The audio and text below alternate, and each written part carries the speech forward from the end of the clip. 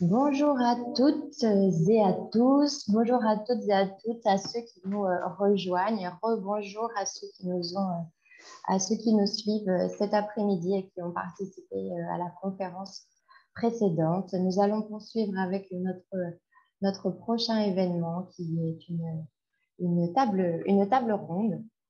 J'aimerais, avant de présenter la table ronde, j'aimerais vous rappeler quelques petits détails techniques.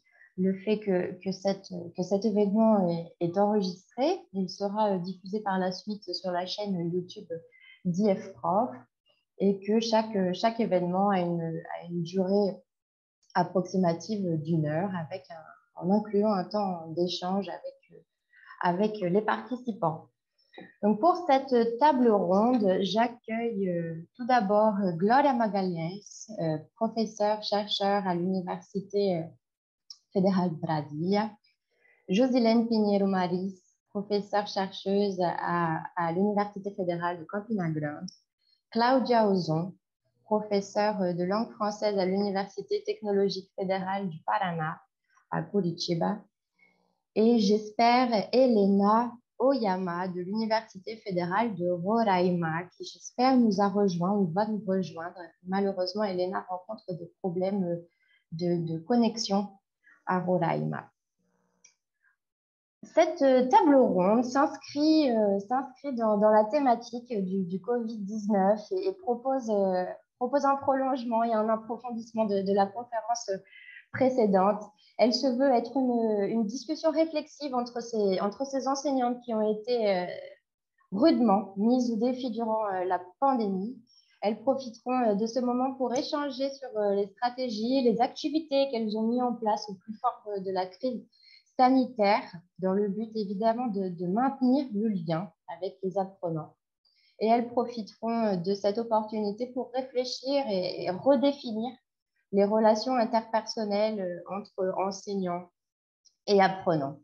Cette table ronde, c'est donc l'occasion d'un échange, d'un retour d'expérience pour pratiquer l'auto-formation et également un petit clin d'œil à la pédagogie de l'autonomie pour célébrer le centenaire de Paulo Freire. Mesdames, soyez les bienvenues. Je vous laisse tout de suite la parole.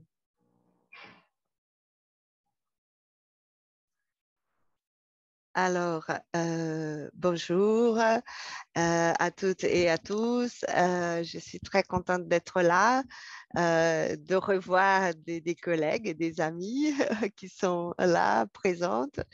Alors, je remercie beaucoup pour cette invitation.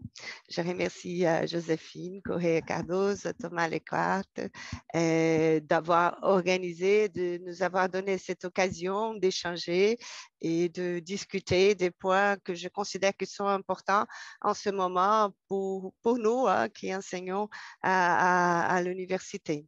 Alors, merci beaucoup de cette occasion. D'abord, juste pour récupérer un peu, alors quand on a commencé, quand la pandémie en fait a commencé à avoir de écho dans nos travaux d'enseignants, dans nos travaux d'enseignants, c'était en mars 2020. Alors, pour nous, c'était très, très complexe à l'Université de São Paulo, à l'Université de Brasilia. Et dans un premier moment, ce que nous avons essayé, je raconte un petit peu notre expérience dans l'Institut des lettres de l'Université de Brasilia. Ce que nous avons fait, c'était de tourner de conversations, de discussions. C'est ce qu'on appelle en portugais roda de converse. Hein? On a fait des tournées comme ça, des conversations pour voir ce qu'on pouvait faire. On n'a pas repris le semestre normalement en mars 2020. Et on a commencé, en fait, moi, j'ai commencé à me lancer sur l'idée de faire des vidéos. Hein. Je n'avais pas d'expérience là-dessus. Je travaille sur les théâtres. Je coordonne un collectif de théâtre qui s'appelle Ankara en scène à l'Université de Brasilia, mais je n'avais pas d'expérience sur la vidéo. Alors, dans un premier moment, j'ai créé avec mon groupe de recherche une chaîne YouTube Et j'ai commencé à faire des réunions avec mes étudiants du groupe de recherche en vidéo. Alors, je pense que la vidéo a été cette ressource que nous avons en tant qu'enseignants cherchée pour avoir cette communication. Après, quand on a repris les cours, on s'est rendu compte que beaucoup d'étudiants, d'étudiantes étaient vraiment malades, malades soit physiquement, avec des membres de la famille malades qui avaient attrapé le Covid ou malades psychologiquement. Alors, on a commencé à essayer, bon, la vidéo, c'était toujours une ressource possible, mais on a commencé aussi à essayer d'avoir des rapports plus proches. Et quand on a discuté à propos de cette thématique, on s'est rendu compte que chacune dans son université, on a vécu à peu près les mêmes problèmes. Hein. Il y a ce qu'on appelle les outils numériques. Moi, je ne suis pas une grande spécialiste, au contraire, mais il y avait comment le défi de comment récupérer les contacts humains et les relations humaines par ces outils. Hein. Et je pense que là, pour moi, dans mon expérience, comme je travaille sur le théâtre et sur la poésie aussi, on a essayé dans le collectif de théâtre de faire un projet exclusivement en ligne. Alors, ce qui a abouti à une pièce qui s'appelle Bintou, une pièce du dramaturge marfinois Kofi Crowley. Alors, on a une chaîne aussi YouTube du collectif de théâtre qui s'appelle En classe en scène et vous pouvez regarder le résultat avec l'appui de l'ambassade. On a présenté la vidéo, hein, la première, on va dire ça, comme ça, de la vidéo, c'était le 19 mars pour la semaine de la francophonie. Alors, c'était un grand défi pour nous, pour les étudiants, parce que normalement, on travaille sur le théâtre et on fait une création collective avec tout le monde, on fait des exercices physiques, on se déplace dans l'espace et tout. Mais là, c'était pas possible. Alors, on a essayé de faire, on avait des rencontres synchrones. Et aussi, j'avais des rencontres individuelles avec des étudiants, des étudiantes pour les écouter. Parce que ce que nous avons le plus affronté, c'était vraiment des problèmes de dépression, d'anorexie. Alors, on essayait de créer un moment de produire quelque chose, on va dire ça comme ça, de produire une pièce de théâtre, mais en même temps, d'avoir des moments d'écoute entre nous. Et, et là, en ce qui concerne la pédagogie de l'autonomie, ce qui se passait, c'est que chacun faisait son personnage chez soi. Alors, c'était un peu une création autonome. Je donnais quelques indications, ah, tu peux faire comme ça et tout, mais c'était finalement un travail plus autonome. Alors, c'était un grand défi, mais je pense que vous pouvez regarder bon, la vidéo et ça, mais c'est pas pareil, bien sûr. Hein. J'ai hâte d'être en présentiel pour qu'on puisse faire du théâtre en présentiel, mais c'était une façon d'être ensemble. Et à mon avis, l'art, la littérature, le théâtre, la poésie peut nous aider à être ensemble, à lire ensemble, à partager des expériences de lecture. Et là, ça, c'était vraiment après, on a discuté avec les participants, les participantes, et c'était une occasion d'être ensemble, même si c'était en ligne. Une autre expérience, c'était avec la poésie. Hein. J'offre un cours de littérature française poésie. Et ce que nous avons expérimenté, ce n'était pas de faire des cours théoriques de poésie, on faisait des lectures de poésie, alors de poèmes d'auteurs connus et célèbres. On a travaillé sur Victor Hugo et tout, mais aussi des créations des poèmes. Alors, sur la chaîne du collectif de théâtre, il y a quelques productions, des lectures des poèmes et même des créations. Alors, j'avais proposé une petite vidéo, c'était une création d'une des étudiantes du cours. Et comme travaux pendant les cours, alors il y avait des étudiants, des étudiantes qui disaient le poème et qui l'enregistraient. Il y en avait qui avaient les maris ou quelqu'un de la famille qui jouait d'un instrument, ils ont joué d'un instrument. Alors, il y a eu de très, très belles productions. Alors, pour moi, c'était une découverte. Je ne m'attendais pas qu'ils allaient adhérer comme ça, comme ils ont adhéré. Ils ont adhéré vraiment très bien à l'idée de créer des poèmes et de lire des poèmes, de représenter graphiquement des poèmes, de faire des tableaux, des collages, des montages.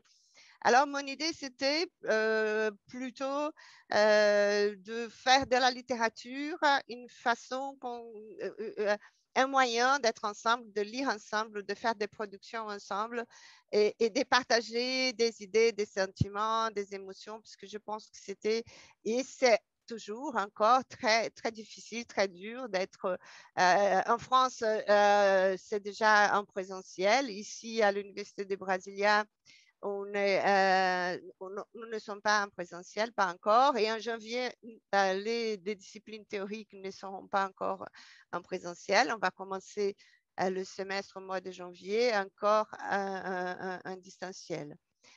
Sauf pour les disciplines plus pratiques comme stage, même littérature, c'est considéré comme plus théorique. Même si le théâtre n'est pas théorique, hein, il aurait fallu avoir la pratique, mais c'est considéré comme une discipline théorique, on ne sera pas un présentiel. Mais je crois que c'était ça surtout pour ceux et celles comme moi qui ne sont pas spécialistes dans les technologies, dans l'usage des outils technologiques. C'était une découverte. Et je pense que la discussion avec les étudiants, et ça a changé un peu les rapports aussi, parce que des fois, les étudiants, ils s'y connaissent mieux que nous, les outils technologiques. Et des fois, on apprend avec eux, on apprend à faire des vidéos, à faire l'édition des vidéos, que c'est quelque chose que je trouve très compliqué. Mais c'était une occasion de pouvoir échanger avec les étudiants. Mais je pense que le plus important de mon expérience, au moins, c'était de proposer des dialogues, des échanges et surtout de proposer, d'essayer de proposer un moyen d'être ensemble, même si on n'est pas dans le même espace physique. Et je pense que l'art, le théâtre, la poésie, la littérature, ce sont des outils, si on peut dire ça comme ça, ce sont des moyens de nous rapprocher de nos émotions, de nos pensées et de nous approcher en tant qu'être humain et de créer des liens de solidarité, parce que je pense que c'est ça ce dont on a le plus besoin. On a eu le plus besoin pendant ces 2 années presque et dont on aura encore besoin pour la suite jusqu'au moment où on pourra se revoir, de faire des rencontres comme ça en présentiel et de pouvoir échanger en tête à tête. Alors, c'est ça que je voulais un peu lancer de mon expérience pendant cette période de pandémie. Et après, on pourra échanger des idées avec les collègues qui sont là. Vera, bonjour Vera, ça fait longtemps qu'on ne s'est pas vu. Et bien sûr, Josilène et Claude. Merci beaucoup. Merci beaucoup, Gloria, pour votre témoignage. Peut-être passer la parole à vos collègues si elles veulent décrire un petit peu les activités mises en place avec les élèves pendant la pandémie. Si je peux demander de passer la parole à Marie-Hélène, puisqu'elle a des problèmes graves de connexion chez elle et qu'elle est là. Marie-Hélène, vas-y.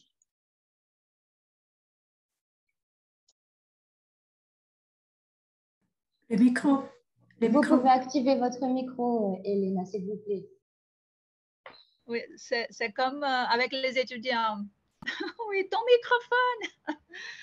Alors, bonjour à vous, Joséphine, Thomas, Vera Marinelli, oui, et les collègues, Josilène, Gloria, Claudia Ozon, et tous les autres qui nous écoutent. Alors, bonjour, Roraima. Alors, vous avez une idée, hein? Roraima, c'est loin, c'est... Bon, voilà, c'est à la frontière du Venezuela avec tous les problèmes que vous connaissez dès la TV Globo. Et voilà, donc moi je suis ravie d'être là. Nous avons eu une petite réunion pour voir les thèmes et tout. Moi, je vous ai dit que j'étais très inquiète parce que je ne savais pas quoi dire exactement, si c'était les mauvaises choses, les bonnes choses. Et on s'est mis d'accord pour dire à peu près un peu de tout, bien sûr, parce qu'on ne peut pas ignorer les malaises de la COVID, n'est-ce pas? Et ce que j'ai préparé, c'est très simple. Notre thème de la table ronde, témoignage, ça passe par donc les mauvaises choses. Et bien sûr, pour fêter aussi la pédagogie de l'autonomie de Paulo Freire. Ça, je crois qu'il faut toujours toucher sur, c'est la touche brésilienne. C'est Paulo Freire, c'est notre atout, notre prix. Surtout pour l'éducation, parce que ces philosophies sont pour tous les domaines. Hein. C'est même vivre avec quelqu'un, il faut voir un peu Paulo Freire, l'autonomie, ça passe par là, n'est-ce pas?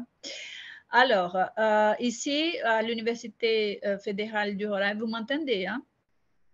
Puisque l'Internet tombe. Oui, Elena, pas de souci. Ah, d'accord. Parce que vous êtes congelé. Et donc, à l'université, je travaille au niveau de la formation, c'est-à-dire au cours de lettres, pour former des enseignants. Ils vont travailler, c'est différent de la pédagogie, du cours de pédagogie. Le cours de pédagogie forme des professeurs on dit en portugais, as séries initiais, donc les petits. Et chez nous, c'est dès la quinta série, cinquième année ici, il y a une équivalence. Alors nous, au Roraima, la première difficulté, c'est l'Internet, bien sûr, pour travailler avec notre public. Et en mars 2020, nous avons commencé ces défis. Nous avons essayé de gagner cette lutte, cette bataille contre le Covid. Alors, ce que nous avons décidé de faire, c'était de nous approcher au maximum de l'étudiant, comme dit Gloria, hein, être au maximum approché. Et ce qu'on a discuté aussi pendant notre petite réunion, les relations interpersonnelles, comment le faire. Alors, comment le faire virtuellement, comment le faire théoriquement, parce que nous devions maintenir notre cursus, notre curriculum. Donc, il y avait les matières théoriques, les matières pratiques, comment le faire, nous-mêmes qui n'avions pas la pratique du numérique. Alors, bien sûr, on avait TV5 Monde, RFI et tout, mais c'est différent. Et nous avons même la plateforme de l'enseignement UAB, l'université ouverte, comme on dit, c'est Universidade Aberta, mais c'était pour les cours, bien sûr, pour les cours déjà habitués, les cours de mathématiques qui vont à l'intérieur du Roraima, qui est très loin, cet intérieur du Roraima. Mais nous devions apprendre à faire. Donc, et nos étudiants, ils savaient beaucoup plus que nous. Alors, comment le faire? C'est la classe inversée dans la pratique. Alors, nous avons tenté de suivre des cours rapides. L'université nous a offert des cours, des ateliers rapides pour apprendre à faire quelque chose au virtuel. Ça a démarré le premier semestre. Après, deuxième semestre, troisième, nous avons essayé de suivre des ateliers officiels et nous avons appris à. Alors, ça a bien marché après. Mais ce qui nous a bien touché, c'était le problème de la COVID. Comment travailler avec les élèves? Parce qu'on travaille au niveau de l'extension. C'est les élèves, les petits ados de la communauté, dès le núcleo de ensino de línguas estrangeiras, qui est notre centre de langue, nous CEL. Comment travailler avec eux? Parce que nous avions, bien sûr, 600 élèves en présentiel. Voilà, c'était la saudade complète. Et comment travailler avec eux et comment travailler avec les étudiants à la formation. Alors, nous avons décidé de faire le maximum pour nous approcher de la méthode présentielle, de la compagnie, pour enfin comprendre.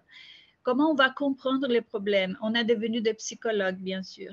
Hein, on a parlé de ça. Comment s'approcher de cet étudiant? Comment comprendre sa situation et nous-mêmes, la nôtre, comment ils vont la comprendre? Parce que moi, j'ai attrapé le Covid en février de cette année-là.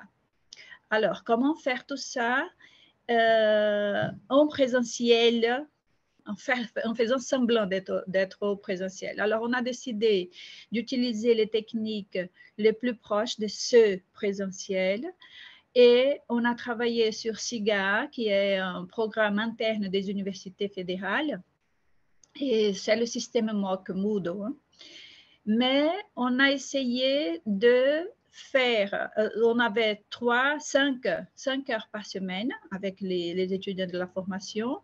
Nous avons essayé de travailler une classe au virtuel, en distanciel, et l'autre, c'était, qu'on dit, asynchrone et synchrone. Hein.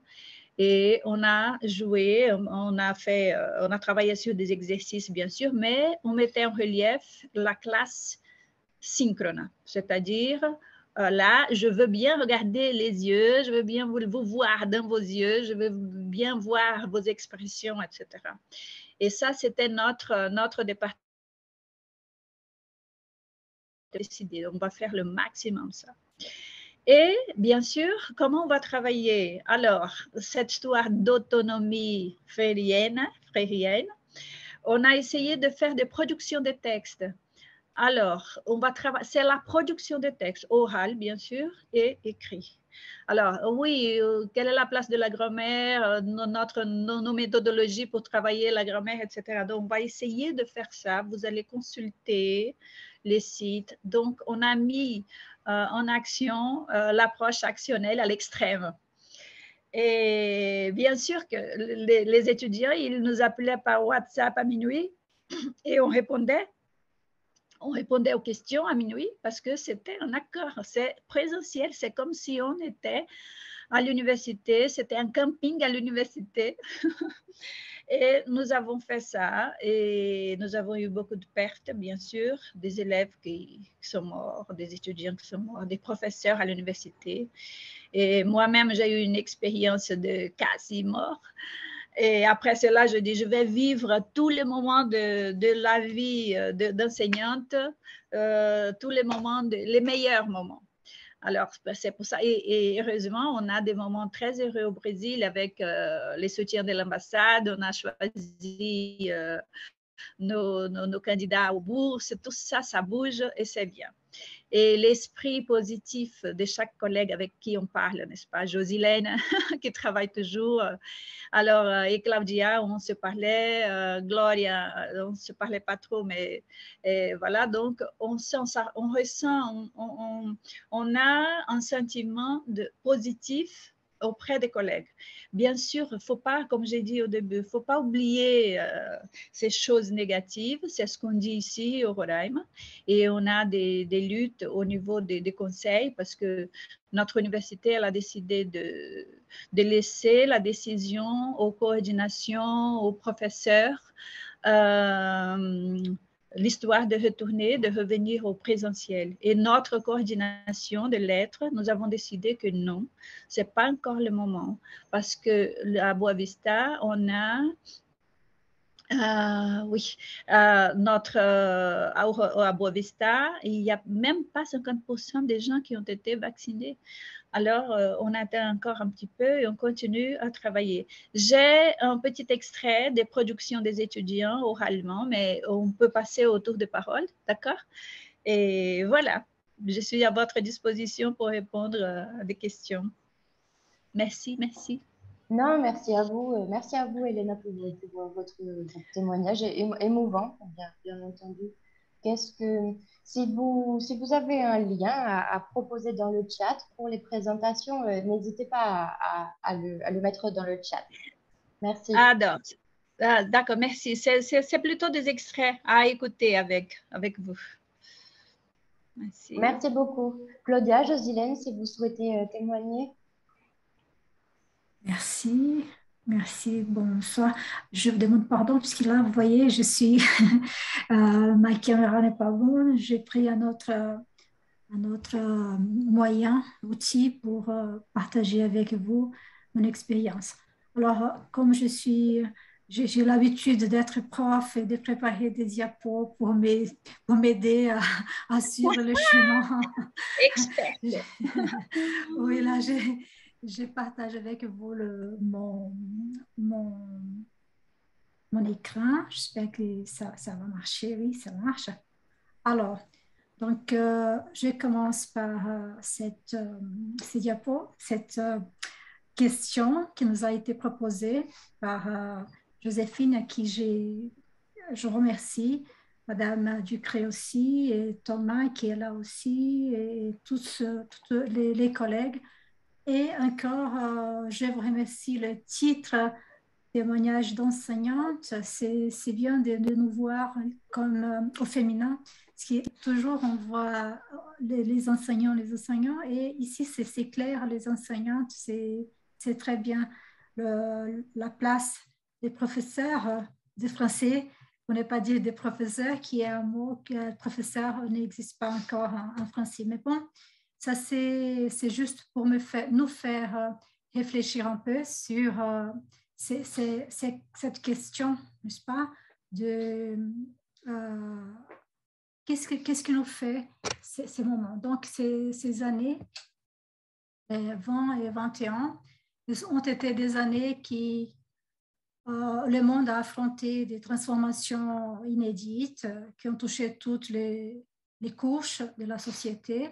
Et ces transformations concernent les rapports entre les individus, les formes de communication et d'interaction, les incertitudes économiques, politiques, sociales, et ont bouleversé nos comportements dans la vie personnelle, professionnelle et académique, certainement.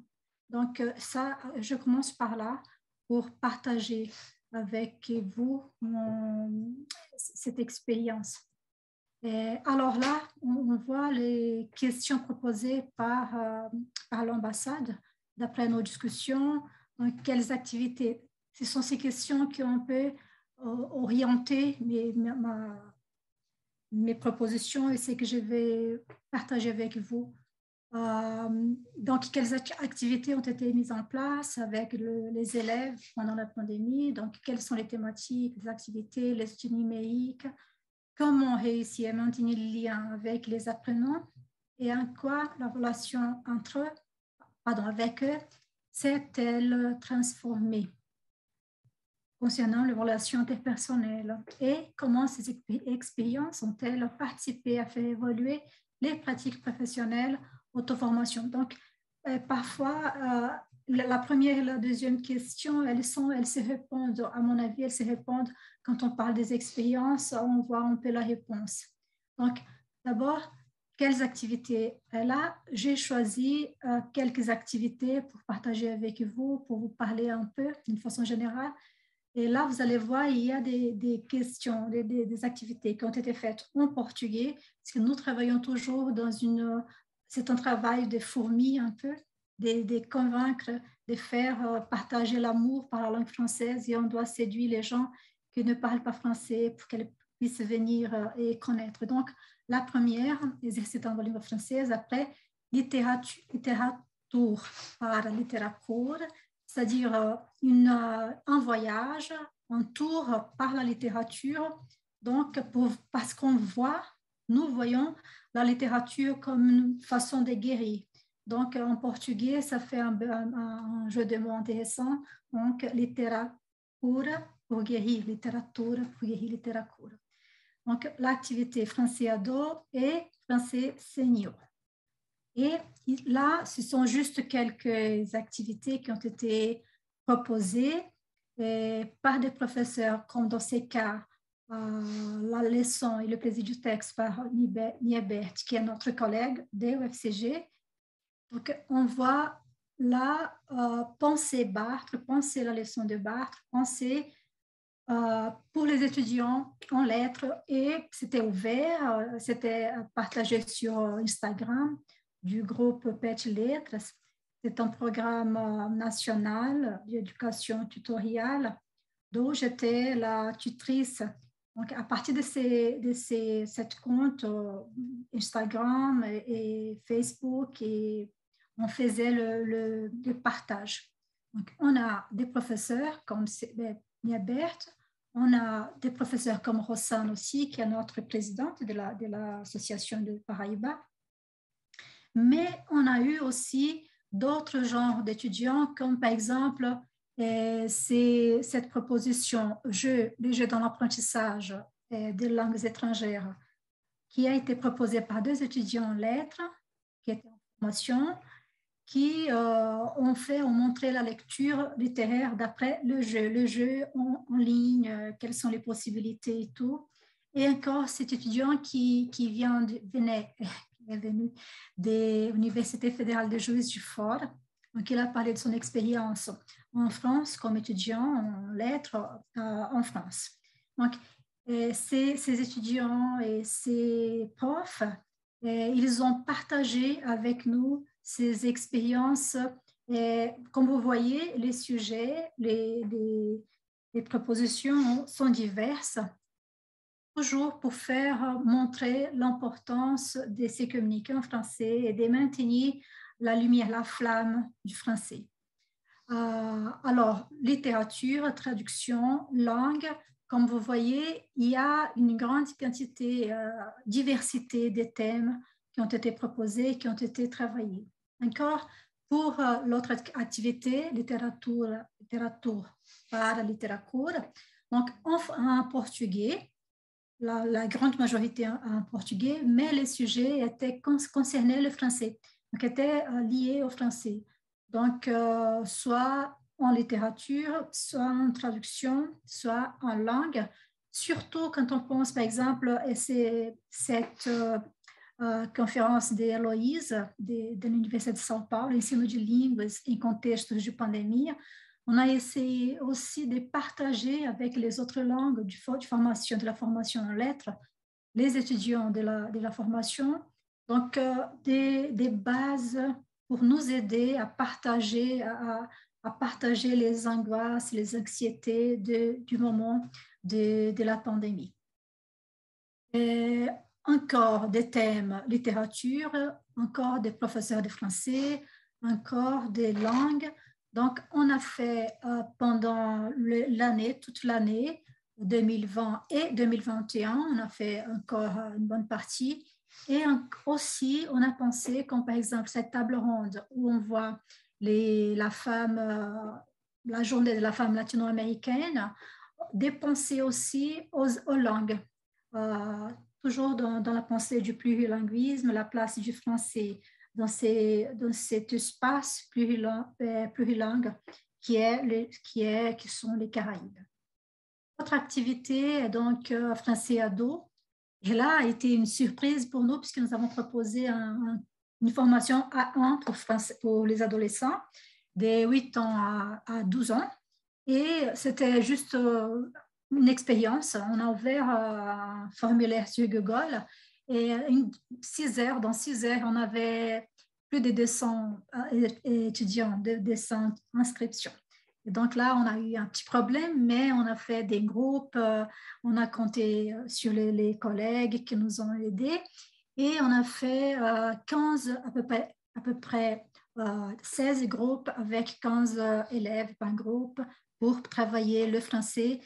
Donc, avec TV5, parce que c'était la première fois qu'on travaillait avec les étudiants et les adolescents en ligne, sans matériel, sans livres, mais là, on trouve sur TV5 et d'autres sites des stratégies, des documents et des chemins très importants à suivre. Et là, c'est pour les âgés, on appelle français senior. Donc, ce ont été 8 semaines pour travailler, pour connaître un peu le français, pour connaître, pour avoir une idée de ce qui était le français, puisqu'il y a une grande partie de ces gens, ces personnes, qui disaient « Ah, c'était mon rêve, apprendre français, parler français, chanter en français. » Et donc, on a dit « Ce rêve est possible, on peut essayer ensemble. » Et là, on a essayé de faire ensemble ces projets. Là, je parle de l'année dernière, puisque cette année, on est encore en cours, on n'a pas encore fini, parce qu'on a continué avec les seniors et avec les enfants aussi, les adolescents.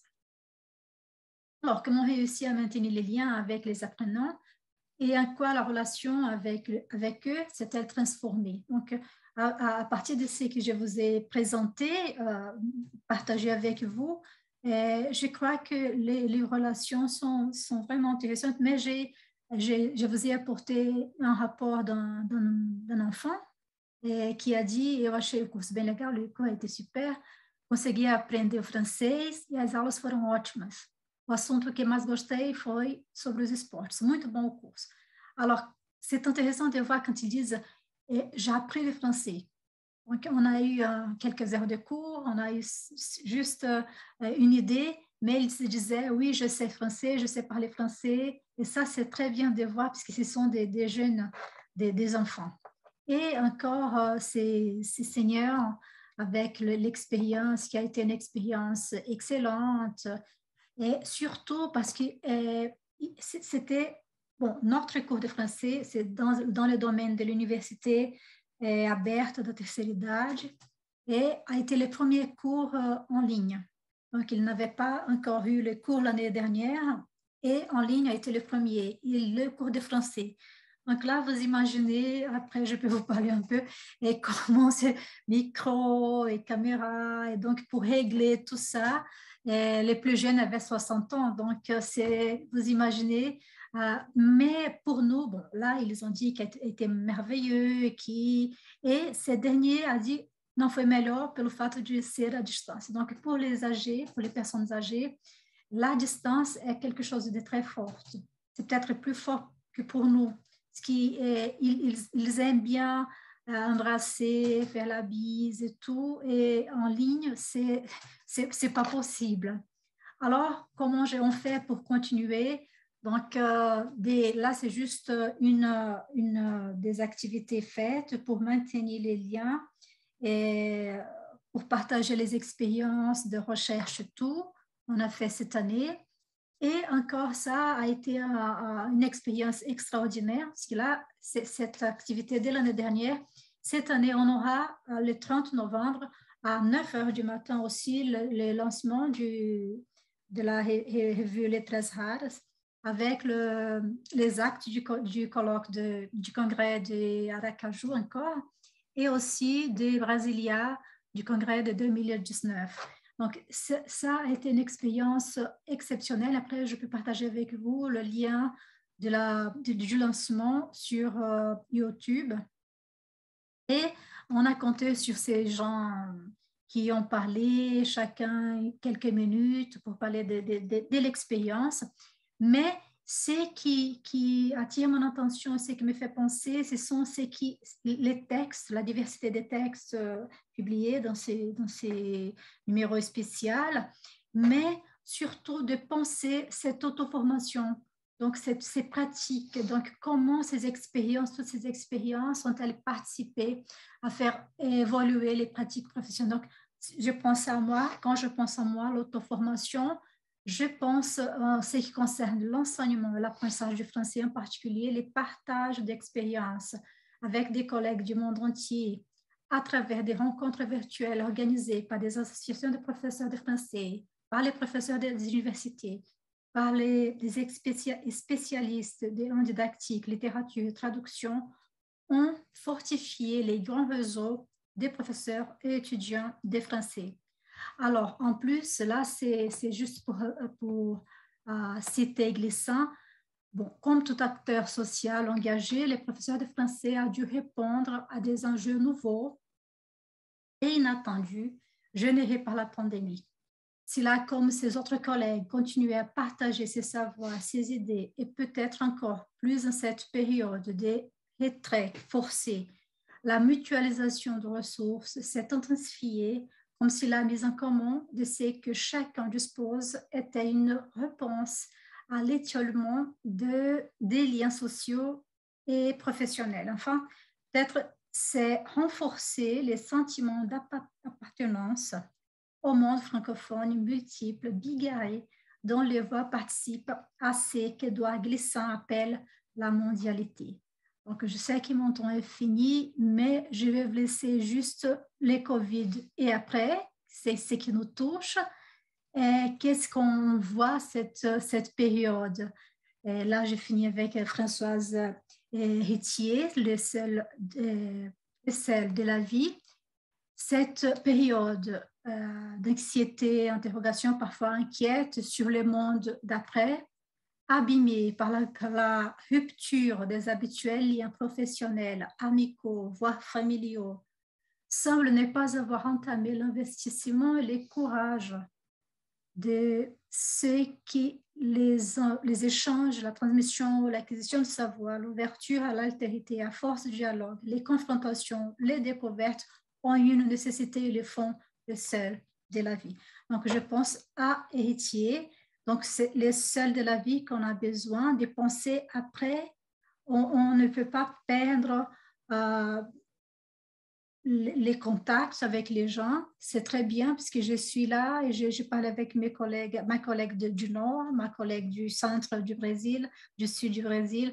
Et je peux parler avec des collègues un peu partout, mais on a besoin de revivre les contacts avec les gens. Colloques, pause café, et vraiment un café où on parle avec l'autre, où on discute avec l'autre, parce que c'est... Sinon, je vais juste lire la phrase de Morin. Il est nécessaire que tous ceux qui ont la charge d'enseigner se portent aux avant-postes de l'incertitude de nos temps. On sait que le temps n'est pas certain, on ne sait pas ce qu'on attend, mais il faut voir le chemin, il faut faire attention au chemin. Je vous remercie beaucoup et je vous dis encore que c'est les tests, quelques phrases que je repris de ce numéro spécial de la revue qui était justement pour parler de cette vie et la COVID ou le COVID et après, qu'est-ce qu'on fera? Merci pour votre attention. Merci beaucoup, Josilène. Ce serait un grand plaisir de pouvoir avoir accès à cette revue, si vous voulez bien la partager dans le chat. Oui. Ce serait excellent. Merci beaucoup, Josilène. Je vais passer tout de suite la parole à Clara.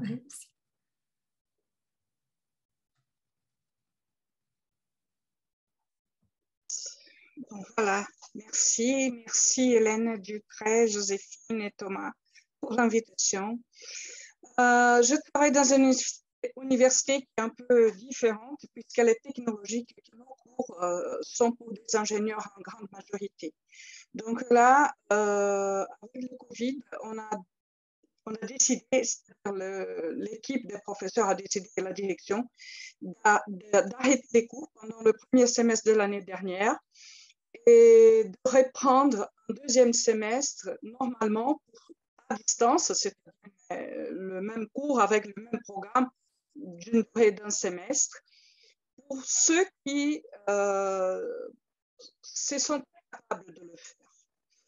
Donc, comme j'avais un groupe d'étudiants, centre des langues, plutôt d'ingénieurs, qui étaient avec moi depuis 2 ans et qui devaient finir le dernier semestre en français, si je ne faisais rien avec eux, ils seraient arrêtés pendant un semestre juste à la fin. J'ai décidé de faire donc en cachette vraiment, avec eux, des essais. J'ai dit, si vous acceptez d'être des cobayes, je vais essayer de mettre avec vous en route des outils d'apprentissage. Parce qu'on travaillait déjà en salle d'informatique avec des exercices et des exercices en ligne, des TV5, etc. J'avais déjà l'habitude de faire aller une fois chaque 15 jours à ce niveau-là, pratiquer des exercices sous ma supervision. Donc, ils ont tout accepté Et j'ai eu l'idée de commencer à traiter des thèmes écologiques, des choses comme ça. Et un jour, je me suis posé la question, est-ce qu'il voulait parler du Covid? J'ai posé la question, j'ai eu peur de la réponse. Et tous, ils m'ont répondu oui. J'ai dit, d'accord, mais on va le faire d'une manière positive, puisque le monde est déjà vraiment triste et difficile. Donc, on a fait un dossier et j'ai tout préparé en ligne à partir des dossiers de 7 jours sur la planète ou d'autres choses proposées par TV5, des choses que j'avais déjà fait en salle de classe, extra livres. Un dossier santé avec Covid, précaution, aller dans une consultation médicale comme ça. Et un jour, je demandais, bon, je veux vous entendre, je veux écouter ce que vous avez à dire. Est-ce que vous aimez? Est-ce que vous n'aimez pas? Qu'est-ce que ça vous dit? Qu'est-ce que ça ne vous dit pas? J'avais une étudiante en deuxième année de génie et elle m'a dit, professeur, je vais être très sincère. J'ai dit, oui, c'est pour être sincère. Depuis 3 mois dans ma vie, c'est la meilleure chose que j'ai eue. C'est la meilleure journée que j'ai eue. Et là, ça m'a touché profondément. Parce que j'ai vu que ça leur manquait, le cours. Et ça me manquait, ma salle de classe. Donc, j'ai décidé de reprendre mes cours normalement, un deuxième semestre, avec un groupe spécial d'étudiants qui partent en double diplôme, 120 heures de cours en ligne. Et là, avec eux, j'ai pris le même type d'activité pour monter un cours. On était zéro, on était 17 et 2 professeurs de génie qui sont venus, qui savaient un peu le français pour voir comment ça se passait. Et puis cette année, on a pu ouvrir 2 groupes spéciaux d'étudiants pour avec plusieurs universités en France en 4e année de génie et 2 groupes au centre des langues. Donc, les 2 groupes 0 en français et j'ai fait mon Google Classroom avec toutes les activités en ligne.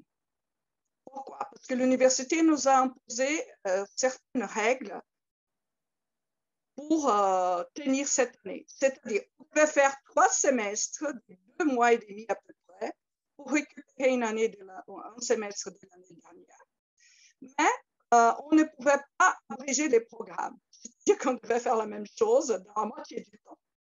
On devait donner au moins 20% de nos cours synchrones, c'est-à-dire en ligne, en présentiel, en ligne, et que les autres 80% pouvaient être des activités préparées, proposées. Et que là, beaucoup d'étudiants se sont inscrits parce qu'ils ont vu l'occasion d'apprendre et de faire quelque chose de positif, puisque beaucoup d'activités, de disciplines pratiques, laboratoires, etc., pour le génie, c'est impossible à faire. Donc, on a eu vraiment une espèce d'invasion dans les inscriptions. Dans les 2 groupes d'ingénieurs pour la double diplomation, on s'attendait à avoir 80 intéressés pour 30 places. On a eu 239. Donc, c'était vraiment étonnant. Et dans l'autre, on a eu 4 groupes de 25 étudiants, c'est-à-dire 100 étudiants. J'ai fait à peu près la même chose avec eux dans le 2e semestre, disons, c'est-à-dire dans la partie de mai à juin. Et on a commencé un autre semestre fin septembre, qui on finit maintenant, avec un niveau 2. Donc, c'est 4 groupes de niveau 2. Là, ils se séparent, ceux de génie, parce qu'ils font déjà des choses pratiques. Ils préparent un manuel d'usage d'équipements industriels ou techniques de leur domaine pour faire présenter. Ce que j'ai pu constater, c'est que les étudiants, au départ, c'était des petites boules sur l'écran, je ne les voyais pas, et moi, je haïs l'écran, je déteste les caméras en ligne comme ça. Mais d'une autre part, cela m'a permis, par exemple, de continuer mes cours.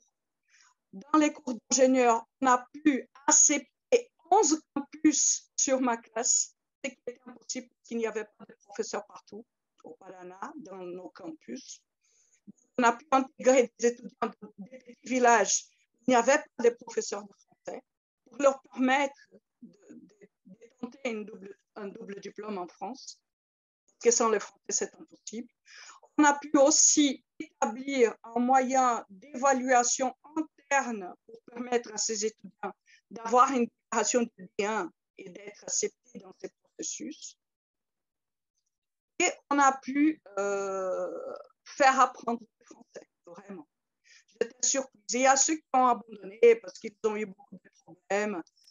Il y a ceux qui ont abandonné parce qu'ils voulaient juste les heures pour compléter le CV scolaire, disons, universitaire.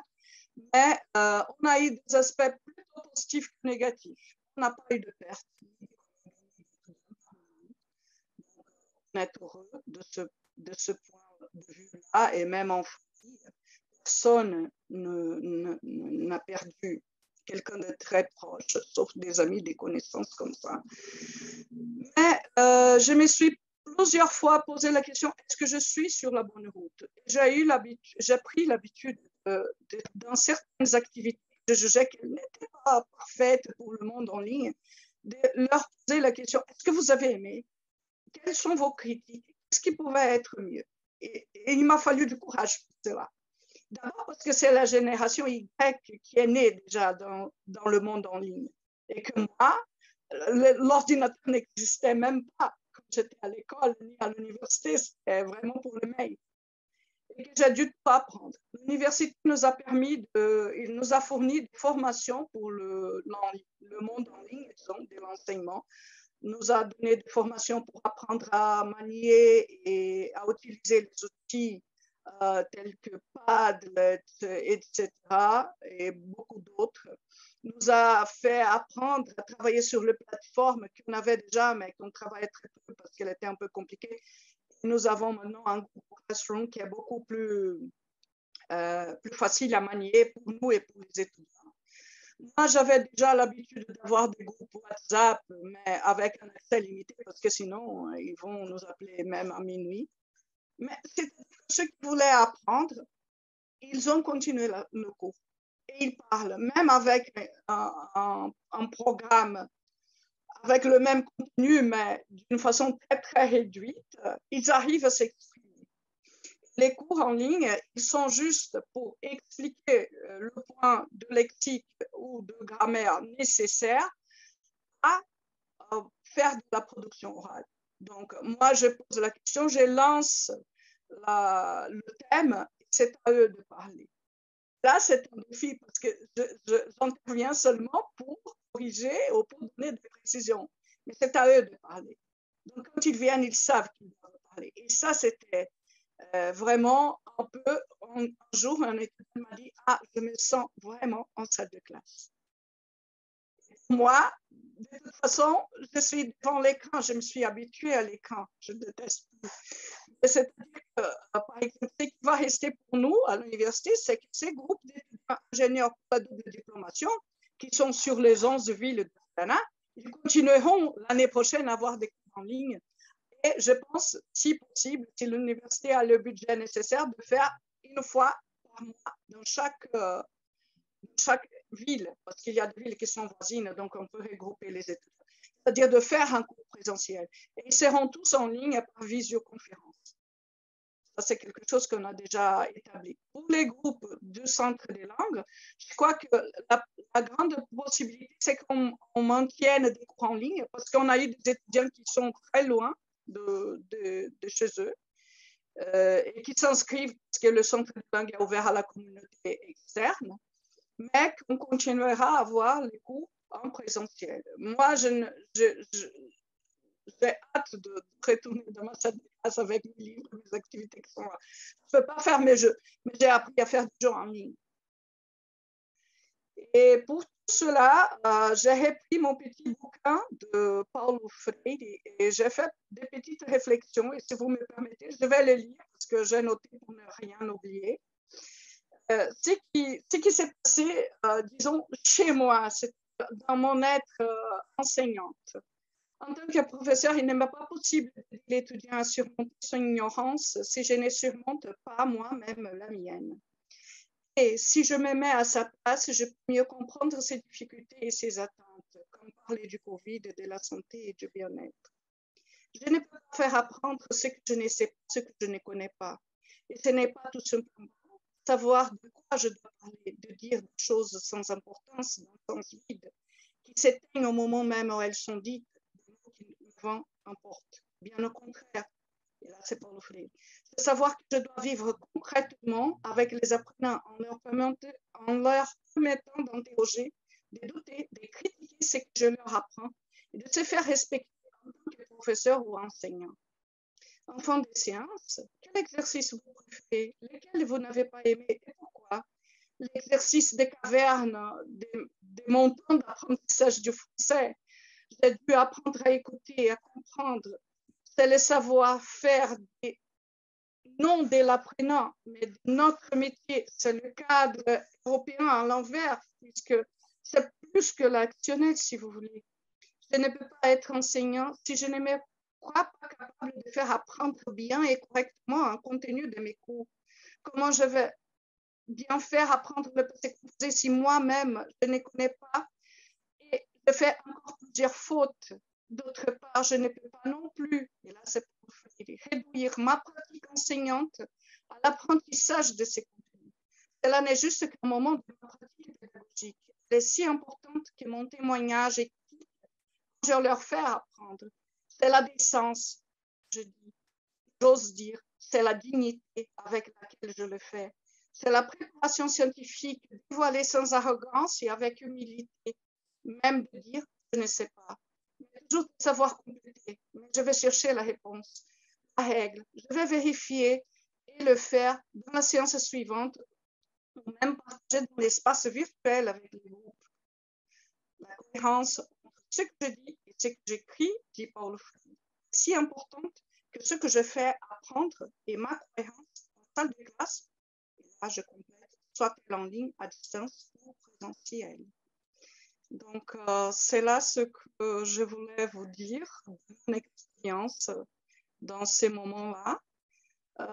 Ça m'a touché vraiment profondément de travailler en ligne comme ça et de voir des étudiants qui avaient un peu peur du monde en ligne comme moi je l'avais, parce que je ne vois pas l'étudiant, je ne vois pas sa réaction, puisque ce sont des boules. J'ai encore un peu peur de demander s'ils ont aimé, mais je le fais souvent parce que je crois que là, on apprend ensemble. Et c'est là l'autonomie, c'est laisser l'autre s'exprimer, et nous guider un peu, même si on n'est pas sûr de la réponse. Merci. Merci beaucoup, Claudia. Votre émotion est palpable et voilà, on la ressent même à travers l'écran. Mesdames, je ne peux et on ne peut que vous remercier de revenir sur vos difficultés d'enseignante. C'est un exercice qui n'est pas facile et je vous remercie beaucoup d'accepter ici aujourd'hui et avec nous de les transformer en une opportunité d'échanger sur nos pratiques, de réfléchir aux liens qui nous unissent avec nos apprenants et voilà, de remettre l'humain au cœur de l'enseignement à distance et voilà, de revenir sur la dimension émotionnelle et affective de l'enseignement qui parfois est un petit peu, dont on ne parle parfois pas assez. C'est vraiment notoire dans vos témoignages le fait que malgré l'envie de seguir en frente, l'envie de vouloir continuer, on ne peut malheureusement pas balayer d'un revers de main l'expérience commune que l'on vient de vivre. Voilà, je vous remercie chaleureusement. On vous remercie tous chaleureusement pour vos témoignages. Je vais ouvrir la parole, proposer un temps d'échange si quelqu'un souhaite prendre la parole pour pouvoir partager, voilà, peut-être sur ces trois points que l'on a noté un petit peu, les outils, les relations interpersonnelles ou encore notre réflexion et transformation des pratiques professionnelles. N'hésitez pas.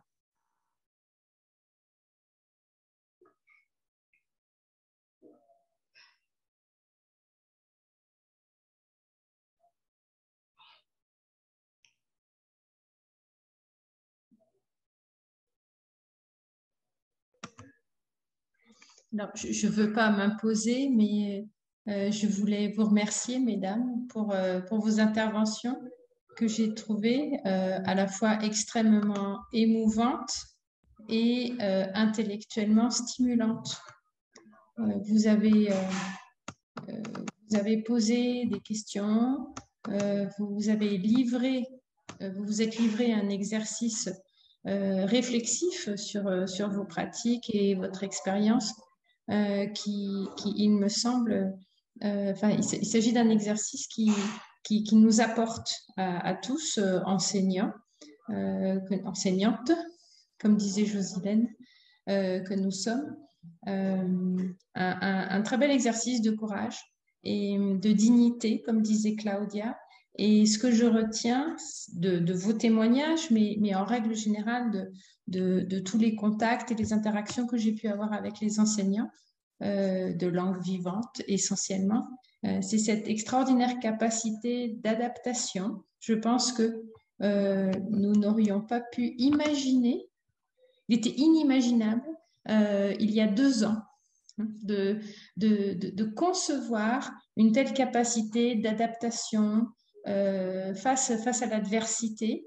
Et vous avez su réinventer, je pense que c'est encore le cas, vous êtes en train de réinventer peut-être le plus beau métier du monde. Merci, mesdames.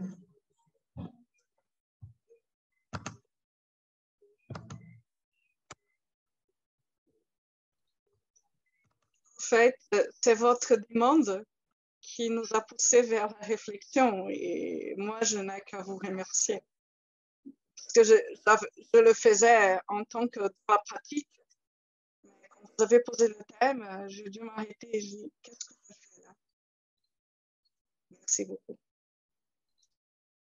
Et je suis particulièrement heureuse de savoir que vos témoignages vont être en ligne et qu'au-delà de la petite communauté que nous sommes cet après-midi, voilà, il va pouvoir être transmis, partagé, commenté par d'autres, car il y a quelque chose d'assez paradoxal dans la situation de pandémie que nous venons de traverser. On est à la fois sur des situations locales, nous avons vécu des formes d'enfermement et cette situation, elle est compréhensible, elle est reproductible, elle est compréhensible par tous car nous avons tous vécu quelque chose d'assez similaire.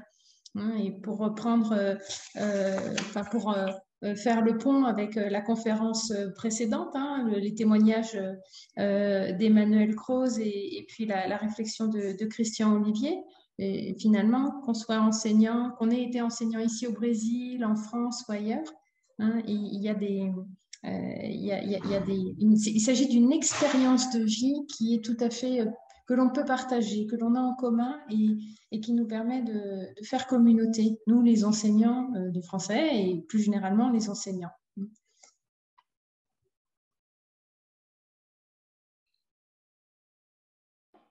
Merci Hélène. Je ne sais pas si quelqu'un souhaite prendre la parole. Juste un mot pour vous remercier. Madame Corrier Cardozo, Thomas les 4, notre réunion il y a un mois à peu près, et comme Claudia a dit, a été un moment spécial parce que nous a fait réfléchir. Nous nous réinventons tout le temps comme professeurs, on a l'habitude de se réinventer, mais devant la situation, la pandémie, on s'est vu dans une situation inimaginable, vraiment inimaginable. Et donc, à partir de ces jours-là, notre discussion, on a créé un texte, on a donné du corps à une idée.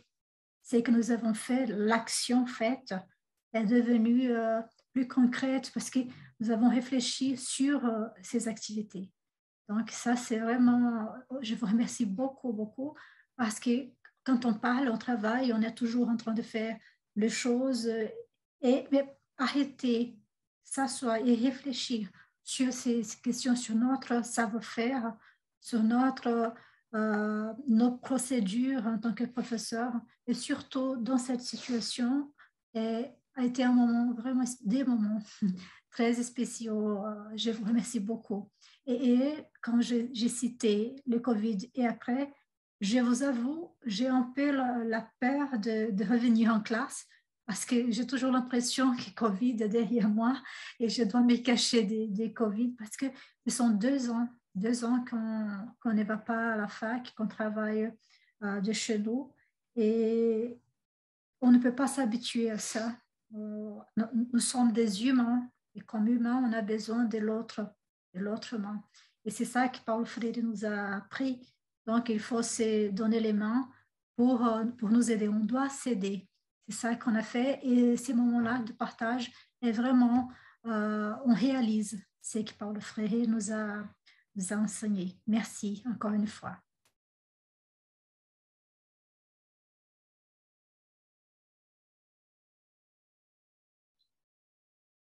Merci, Joséline. Quelqu'un peut prendre la parole?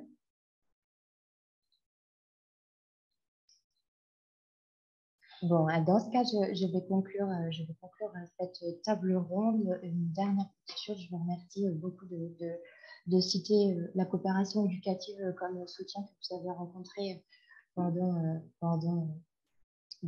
tout ce contexte, pendant toute cette expérience. Et je vous remercie beaucoup de votre présence, de votre participation en tant qu'invité. Je remercie le public également.